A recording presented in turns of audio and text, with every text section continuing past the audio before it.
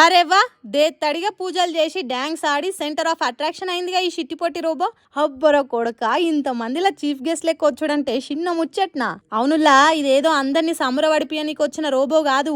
ఉజ్జయినిలా ఓ sandwich దుక్నంకు రిబ్బన కత్తిరియనీకి వచ్చిన robo. దేవునికి మంచిగా పూజ చేసి మెడల కండు వేసుకుని అగ చూడండి ఫస్ట్ గిరాక్ కూడా అదే చేసింది. అటెండ్ కాడికి వచ్చిన వాళ్ళందరికీ హాయిలు చెప్పుకుంటా డాన్సులు చేసుకుంటా జాతర తీరే అందరు గుంపు కూడా ఎంజాయ్ చేసేటట్టు చేసింది రోబో. ఇదేదో నామకే వాస్తు తయారు చేసిన రోబో కాదట, హ్యూమనాయిడ్ రోబోనట. అంటే జనాలు చేసే సగం పనులు చేస్తుంది కావచ్చు. మరి ఇది చైనాదా ఇండియా తెలియదు గాని వచ్చిన వాళ్ళంతా ఇచ్చంతరంగా ఎగవడి చూసిర్రు. ఇప్పుడు ఇది ఇంత సోషల్ మీడియాలో చేరేసరికి ఏదేమైనా టెక్నాలజీని వాడుట్లా మన ఇండియన్స్ తర్వాతనే అబ్బాయి ఎవరైనా ఇదేం వాడకం రా బాబు అని ఓగలంటే టెక్నాలజీయా అని ఇంకోలా పట్టిరు. మనుషులు కూడా ఈ రోజులల్లో గింత నిష్టగా పూజలు చేస్తలేరుగా. అయినా రాను ఈ ఏ కాలంలో జనాల కంటే ఇవే లోకాన్ని ఎలా తట్టు కొడుతున్నది. ఏందో ఏమో ఎప్పుడేమో తెలియదు. పోన్రి, మీరేమంటారు? మళ్ళీ చూసి మీకు ఏమనిపించింది?